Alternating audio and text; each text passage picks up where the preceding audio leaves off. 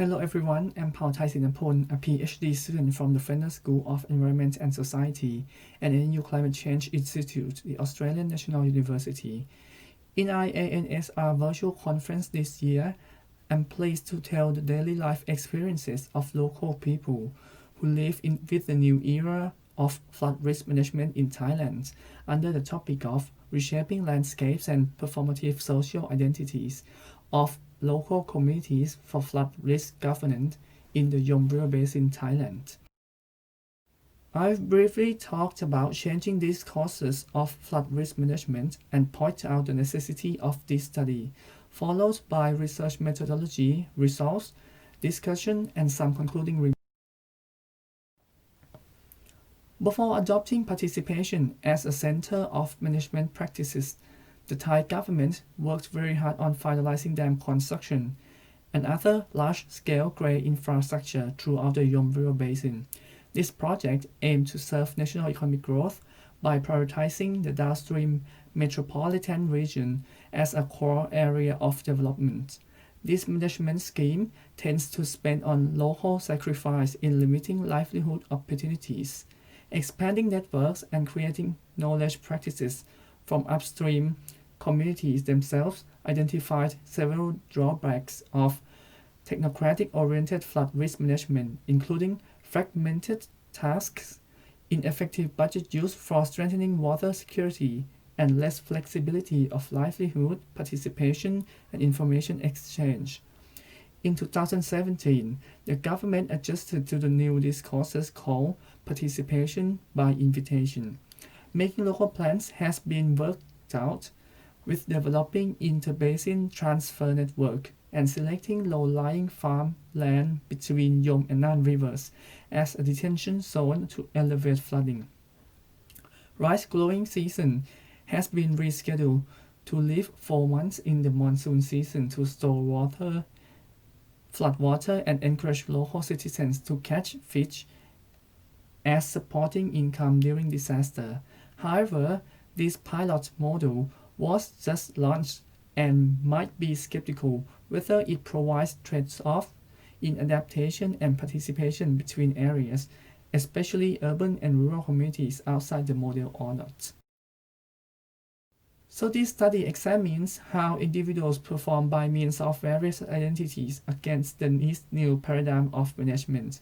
What I would like to explore based on urban-rural interdependencies is a relational linkage among individuals that do something with or have been influenced by landscapes, humans, and things under the context of floods and sustainable livelihoods. Then I will portray how they perceive landscapes to shape vulnerable conditions in changing policies from the bottom. My theoretical-based hypothesis comes up as an individual can be a part of transformation in flood risk governance. Definitely, this study shows one urban and another rural research site in Lower Yom watershed of Thailand to see this relationship. From the map on the right-hand side, managing flood and water supply is manifested under the transferable network of tributaries between Yom and Nan rivers.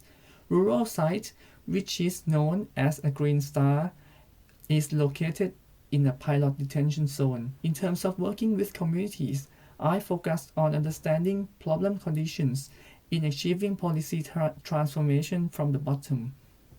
Participatory action research and problem structuring methods have been developed to learn basically in 2 different stages.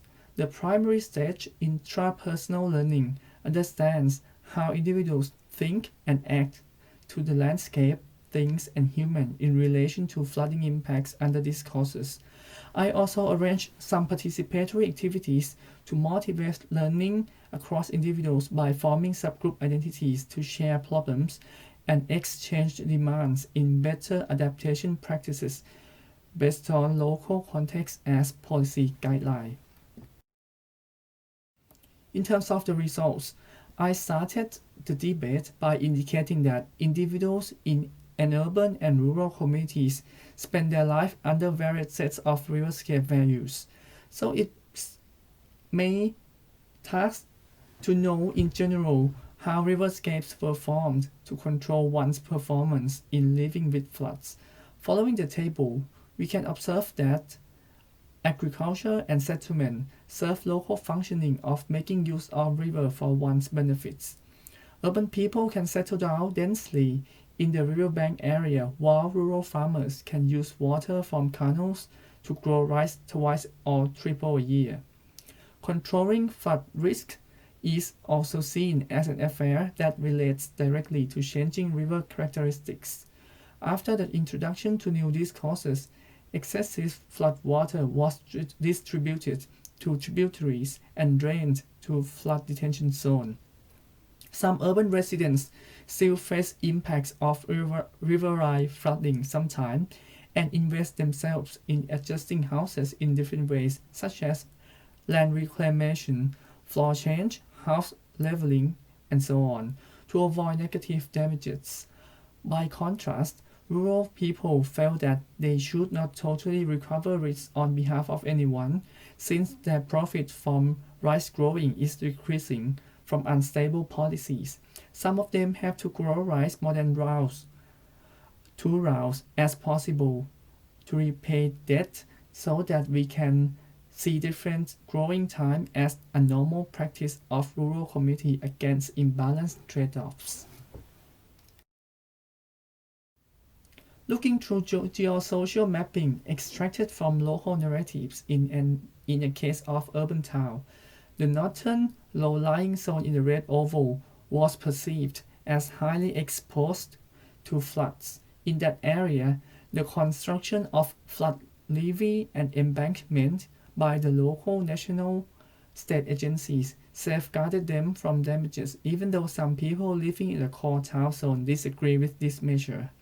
These people settled down in this area, who mostly claim themselves as a villager, imply disadvantages from lower opportunities to invest in housing adjustment. This is why they have to rely on embankment. Besides, they also create closer social bonds among themselves and with local administrative agencies to access assistance. This vulnerable-led perception also emerged among most commercial rice farmers in the rural community. They claim paddy field as an important space for survival, while catching fish is not a suitable option in terms of land-based cultures. This expression is stressed clearly by rapid expansion of high embankment roads in a risky zone and throughout a community. During flooding period, local people also emphasize rigorous collaboration within a village in 24-hour surveillance to prevent excessive drainage from the tributaries to inundate rice fields. Exploring deeper to social, economic, demographic, and psychological factors, we can see that 75% of affected population mix some characteristics and build up a particular identity to show up the state of vulnerability. Firstly, traditionally diversified rural rice farmers who are physically exposed, female farmers, or have limited fishing skills contested the space of rice growing with land-based diversification, such as food processing, being a daily wage labor in the construction sector, or doing mixed agriculture to survive, instead of changing themselves to amphibious identity. In terms of urban settlement, either people who are economically disadvantaged or live in a prone area in the northern riverbank zone reported themselves as vulnerable compared to households at the main commercial zone, which can be easily adjustable by financial investment for housing improvement. Another emerging group is the elderly people who live in the less risky areas. No matter how wealthy is, they are not willing to do self-investment in protecting floods, as they prefer to save money for self-survival. These three groups urge for the role of state agencies at all levels to empower adaptation in practice. At the same time, they created a norm of disadvantage to normalize capacities to adapt better. despite they may have other ways to reduce risk. As vulnerable people are the majority at this stage, they raise key issues to reframe policy making at a local level.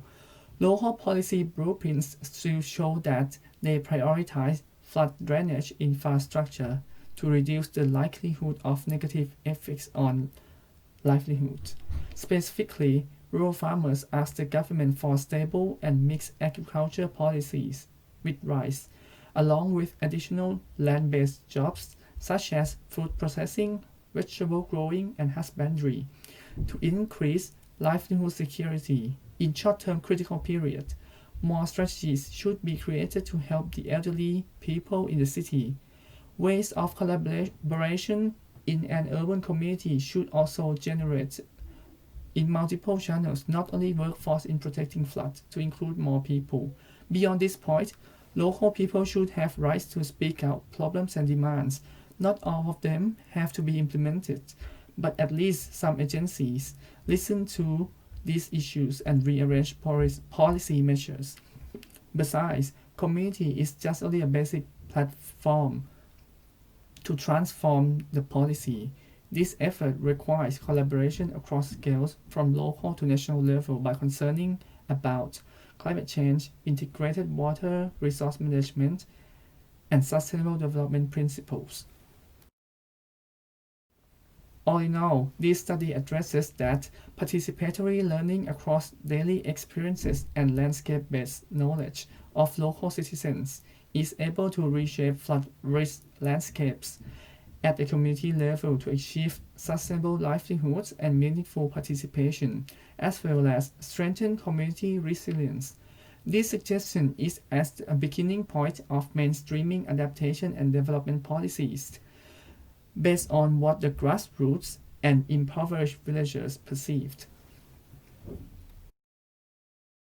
Vulnerable citizens become the majority group in minimizing flood risk and enhancing a capacity to adapt. Understanding landscape and its processes of performing with people and things actively deliver key messages to challenge existing policy framework. Last but not least, cross-cutting policies are essential to create integrated and collaborative space of flood risk management across levels. This study could not be succeeded without fruitful support from stakeholders, supervisors, and funding bodies during my PhD study. Please feel free to raise some questions or discussion through our virtual conference or contact point below. Thank you so much for watching.